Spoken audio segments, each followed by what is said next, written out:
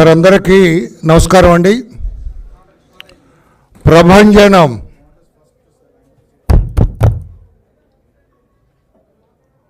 ప్రభంజనం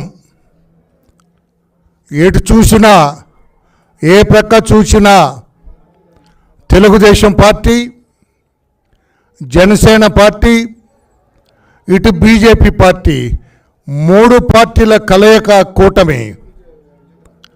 చంద్రబాబు నాయుడు గారి సుదీర్ఘ రాజకీయ అనుభవం, గ్రేట్ కంట్రీ ప్రధానమంత్రి మోడీ గారి చరిష్మా, ఇటు పక్కన matinee hero super star Shri Pavan Kalyan గారి ఆకర్షణ, ఈ మూడు కలిసి ఈ రోజున ప్రభంజనాన్ని సృష్టించిన ఆంధ్రప్రదేశ్ రాష్ట్రంలో ఎప్పుడైతే కూటమిగా ఏర్పడ్డారో అప్పుడే ఎవరైతే ప్లీజ్ ఎప్పుడైతే ఈ మూడు పార్టీలు కూటమిగా ఏర్పడ్డాయో అప్పుడే జగన్మోహన్ రెడ్డి గుండెల్లో రైళ్లు పరిగెత్తినాయి. ఇక నేను గెలిచేది లేదు, నా పార్టీ లేదు, నాకు అధికారం లేదని ఆ రోజునే అనుకున్నాడు అతను. దానికి తోడు 8వ తారీఖున విజయవాడ నగరంలో గౌరవ మోడీ గారు, ప్రధానమంత్రి గారు, నారా చంద్రబాబు నాయుడు గారు, అలాగే పవన్ కళ్యాణ్ గారు ముగ్గురు చేసిన road show never in the history. విజయవాడలో అంత జనం, ఒక ప్రభంజనంలాగా వచ్చారు జనం అందరూ కూడా ఈ ముగ్గురు నాయకుల్ని చూడాలని, వారికి మద్దతు పలకాలని, వారికి జేజేలు చెప్పాలని వచ్చిన తీరు ఆ రోజునే అనుకున్నాం. ఎస్, ఈ కూటమి ల్యాండ్ స్లైడ్ విక్టరీ కొట్టబోతుంది. ఈ జగన్మోహన్ రెడ్డి అరాచక పరిపాలనకు స్వస్తి పలకబోతుంది. ఈ జగన్మోహన్ రెడ్డి అప్రజాస్వామిక పరిపాలనకు చరమగీతం పాడబోతుంది. ఈ జగన్మోహన్ రెడ్డి రాజ్యాంగ వ్యతిరేక పరిపాలనకు తిలోదకాలు ఇవ్వబోతుందని ఆ రోజునే అనుకున్నాం. 13వ తారీఖున పోలింగ్ రోజు అనుకున్నాం. ఆ పోలింగ్ సరళ గమనించాం. వన్ సైడ్ అయిపోయింది పోలింగ్ అంతా కూడా. ముఖ్యంగా మహిళలైతే మాకొద్దు ఈ జగన్, మాకొద్దు ఈ జగన్ పరిపాలన, మాకొద్దు ఈ రాక్షస పరిపాలన అనుకొని వాళ్ళందరూ కూడా అర్ధరాత్రి కూడా క్యూలో నిలబడి ఓట్లు వేసిన విధానాన్ని గమనించాం. అయిపోయింది జగన్మోహన్ రెడ్డి పైన అనుకున్నాం. తర్వాత ఈరోజు కౌంటింగ్ చూసిన తర్వాత ప్రతి కౌంటింగ్ సెంటర్లో కూడా ప్రభంజనం. చాలా చోట్ల వెళ్ళిపోయారు, చాలామంది అవుట్, బయటకు వెళ్ళిపోయారు. ఇక భవిష్యత్ కౌంటింగ్ కూడా ఉండకుండా 3వ రౌండ్కే వాళ్ళ ముళ్ళ సర్దుకొని చాలా చోట్ల వెళ్ళిపోయారు. ఇక్కడ ఒక్క విషయాన్ని నేను గుర్తు చేస్తూ ఉన్నాను. నేను పాత్రికేయ సోదరులారా, ఆనాడు శాసనసభలో తన సతీమణికి జరిగిన అవమానాన్ని ఆయన జీర్ణించుకోలేక ఒక శపథం చేసి, ఇది కౌరవ సభ, ఈ కౌరవ సభ నుంచి నేను బయటకు వెళ్తూ ఉన్నా, ఈ కౌరవ సభ గౌరవ సభగా మారిన రోజే మరలా తిరిగి శాసనసభలో అడుగు పెడతానని చెప్పి తర్వాత శాసనసభ ముఖం చూడలేదు మా పార్టీ అధినేత మాన్యశ్రీ నారా చంద్రబాబు నాయుడు గారు. జరిగింది కురుక్షేత్ర సంగ్రామం. ఈ రోజున కౌరవులు పలాయనం చిత్తగించారు. కౌరవ వధ జరిగింది. ఈ రోజున పాండవులు విజయం సాధించారు. ఆ పాండవ పక్షమే ఈ రోజున ఈ ఎన్డీఏ అలయన్స్. మోడీ గారు ఒక ప్రక్క, చంద్రబాబు నాయుడు గారు ఇంకొక ప్రక్క, ఆ ప్రక్క పవన్ కళ్యాణ్ గారు, ముగ్గురు కలయిక ఈ రోజున ఒక ల్యాండ్ స్లైడ్ విక్టరీకి శ్రీకారం చుట్టిందని చెప్పి కూడా తెలియజేస్తూ ఉన్నాను నేను. ఈ ప్రపంచం ఇలాగే కొనసాగుతుంది. ప్రజలకి ఏదైతే హామీలు ఇచ్చారో ఈ ముగ్గురు నాయకులు అవన్నీ కూడా తూచా తప్పకుండా అమలు చేస్తారు. జగన్మోహన్ రెడ్డి లాగా చెప్పేది ఒకటి చేసేది ఒకటి కాదు. తప్పకుండా మా చంద్రబాబు నాయుడు గారు అమరావతిలోనే అయ్యా మీరు ప్రమాణ స్వీకారం చేయాలి, ఎక్కడైతే ఆనాడు మోడీ గారు వచ్చి రాజధానికి శంకుస్థాపన చేశారో ఆ స్థలంలోనే మీరు ముఖ్యమంత్రిగా ప్రమాణ స్వీకారం చేయాలి, మరలా అమరావతికి పూర్వ వైభవం తీసుకురావాలి, ఆ కళకు మీరు శ్రీకారం చుట్టాలి అని మేము విజ్ఞప్తి చేస్తాం. తప్పకుండా అక్కడే అమరావతిలోనే ప్రమాణ స్వీకారం చేసేటట్లుగా ఆయనకి విజ్ఞప్తి చేస్తామని చెప్పి కూడా తెలియచేస్తూ మన జనసేన పార్టీ నుంచి పెద్దలు, ఆ party political secretary Pavan Kalyan గారికి పొలిటికల్ సెక్రటరీ, పార్టీ సీనియర్ నాయకులు, పవన్ కళ్యాణ్ గారికి అత్యంత ఆప్తులు, ఆయనకు దగ్గర మనిషి శ్రీ హరిప్రసాద్ గారు ఉన్నారు. వారు కూడా మాట్లాడతారు. హరిప్రసాద్ గారు.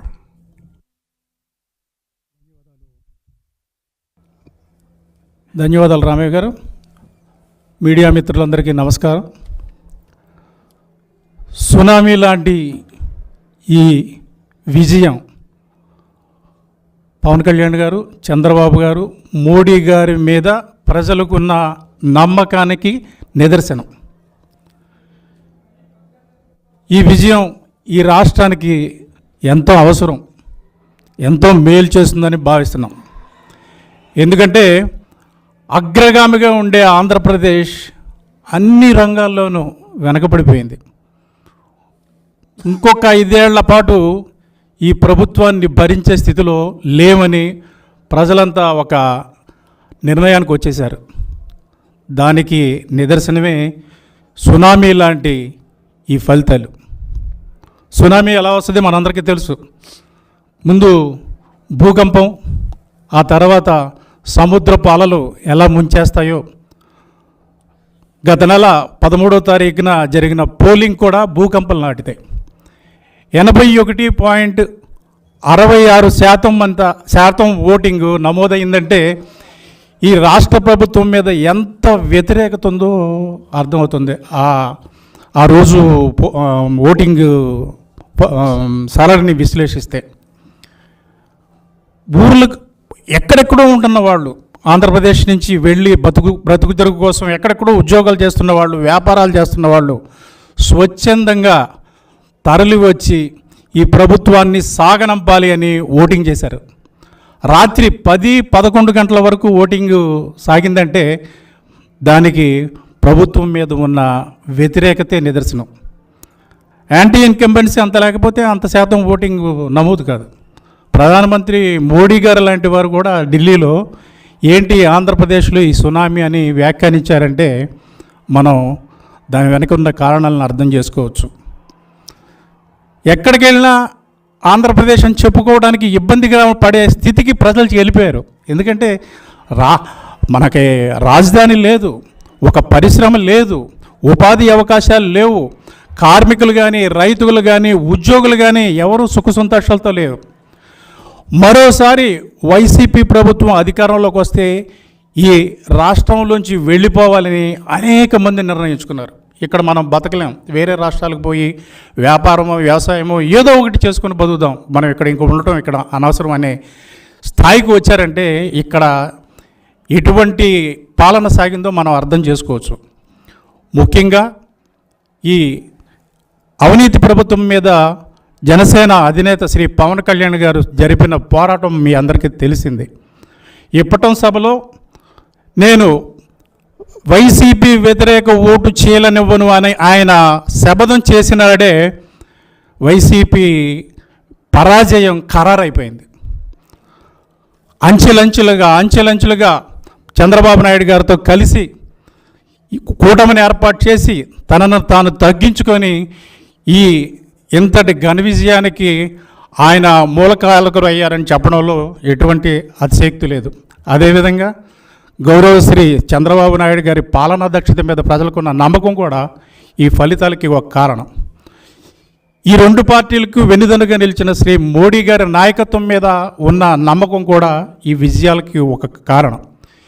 ఈరోజు ఒక సుదినంగా చెప్పుకోవచ్చు, ఆంధ్రప్రదేశ్ రాష్ట్ర చరిత్రలో మరోసారి మంచి పాలన సాగటానికి ప్రజలు మార్గాన్ని సుగమం చేశారు. వారు ఏమి కావాలనుకున్నారో అదే అమలు ఫలితాల్లో ప్రతిబింబించేలాగా ఒక నిర్ణయం తీసుకొని సునామీలాగా ఈ ఓటింగు జరిపి ఇటువంటి ఫలితాలకు కారకులయ్యారు. ఈ కూటమి ప్రభుత్వం అధికారంలోకి వచ్చిన తర్వాత ఏదైతే వాగ్దానాలు చేశారో అవన్నీ తూచా తప్పకుండా అమలు చేస్తామని మన వరలరామయ్య గారు కూడా ఇప్పుడే చెప్పారు. ఖచ్చితంగా అమలు చేసి తీరుతారు. ఎందుకంటే ఈ కూటమి వెనక వల్ల ఉన్న నాయకులు చంద్రబాబు గారు, శ్రీ పవన్ కళ్యాణ్ గారు. ప్రజల ఆకాంక్షలు, వాళ్ళ కోరికలు వారిద్దరికీ క్షుణ్ణంగా తెలుసు. అందుకనే తప్పకుండా ఈ రాష్ట్రాన్ని అతివేగంగా అభివృద్ధిలో ముందుకు తీసుకెళ్ళడానికి ఈ ఈ ఇద్దరు నాయకులు మోడీ గారి ఆశీస్సులతో ముందుకెళ్తారని, సుపరిపాలనకు ఈరోజు నుంచే శ్రీకారం చుడతారని గట్టిగా విశ్వసిస్తూ థ్యాంక్ యూ. ఇప్పుడు బీజేపీ పార్టీ నుంచి శ్రీ చైతన్య గారు, state election maintenance committee convener Chaitanya గారు. మీడియా మిత్రులందరికీ నమస్కారం. కేంద్రంలో బలమైన నాయకత్వంతో దేశంలో అట్లాగే ప్రపంచంలో భారతదేశానికి ఒక గొప్ప ఇమేజ్ బ్రాండు తీసుకెళ్లిన మోడీ గారితో పాటు రాష్ట్రంలో ఎన్డీఏ అలయన్స్ పార్టీలు అంటే బీజేపీతో పాటు అలయన్స్ పార్టీలు అయిన టీడీపీ, జనసేన, ఎంతో దూరదృష్టి విజన్ కలిగిన చంద్రబాబు నాయుడు గారి నాయకత్వం, పవన్ కళ్యాణ్ గారు శక్తి సామర్థ్యం, ఆయనకున్న ఎనర్జీ, ఆయనకు ఒక తపన, మంచి చేయాలని తపన, అట్లాగే మా రాష్ట్ర నాయకురాలు, మా రాష్ట్ర అధ్యక్షురాలైన పురంధరేశ్వరి గారి నాయకత్వంలో మా అభ్యర్థులందరూ 6కు 6 పార్లమెంట్లు మరియు 10 అసెంబ్లీలు బ్రహ్మాండమైన మెజార్టీతో గెలవబోతున్నారు. ఇది బ్రహ్మాండమైన తీర్పు, ఆంధ్ర రాష్ట్ర ప్రజల విజయం. ఇది ఒక దుర్మార్గుణ్ణి ఏ రకంగా అయితే పంపించాలో ప్రజలు ముందే నిర్ణయించుకొని అదేవిధంగా అతను చేసిన దుర్మార్గ పరిణామాలను తిరస్కరించడం అనేది ఆంధ్ర రాష్ట్ర ప్రజలందరి విజయం. అది ఆంధ్ర రాష్ట్ర ప్రజలందరికీ శుభాకాంక్షలు మరియు ధన్యవాదాలు. ఆనాడు చంద్రబాబు నాయుడు గారి ఇంటికి ఆత్మకూరులో ఎస్సీ వర్గానికి చెందిన మాదిగలందరూ కూడా వైకాపా దెబ్బకు భయపడి, వారి దాడులకు భయపడి ఊరంతా ఖాళీ చేసి, ఆత్మకూరు ఖాళీ చేసి వెళ్ళిపోయారనే నేపథ్యంలో వాళ్ళని తిరిగి to restore them in that village వాళ్ళందరినీ తీసుకొని వెళ్ళటానికి బయలుదేరినప్పుడు ఆయన ఇంటి గేట్లు క్లోజ్ చేసి గేట్లకు తాళ్ళు కట్టారు ఈ జగన్మోహన్ రెడ్డి గారు. ఆనాడు చంద్రబాబు నాయుడు గారు చెప్పారు, మిస్టర్ జగన్మోహన్ రెడ్డి, ఈ రోజున నా గేటుకు నువ్వు తాళ్ళు కట్టావు, ఈ తాడే నీకు భవిష్యత్తులో ఉరితాడై నిన్ను అధికార పీఠం నుంచి అధోపాతాళానికి తొక్కుతుందని ఆ రోజు మా నాయకుడు చెప్పారు. అది ఈరోజు నిజమైందని చెప్పి కూడా జగన్మోహన్ రెడ్డి గారికి తెలియజేస్తున్నాం. అంతేకాదు, ఏ తప్పు చేయని చంద్రబాబు నాయుడు గారిని అరెస్ట్ చేశారు. 52 రోజులు జైల్లో పెట్టారు, సెంట్రల్ జైల్లో. ఆ రోజునే రాష్ట్ర ప్రజలందరూ అనుకున్నారు ఇతను ఒక్క క్షణం కూడా అధికారంలో ఉండటానికి వీలేదని చెప్పి. ఇవన్నీ కూడా జగన్మోహన్ రెడ్డి కక్ష సాధింపు, ఫ్యాక్షనిస్ట్ మెంటాలిటీకి నిదర్శనాలని చెప్పి కూడా తెలియచేస్తూ సమయోచితంగా, సందర్భోచితంగా వ్యవహరించిన ఓటర్ మహాశయులందరూ కూడా మరొక్కసారి అభినందనలు, కృతజ్ఞతలు తెలియచేస్తున్నాం. Thank you all.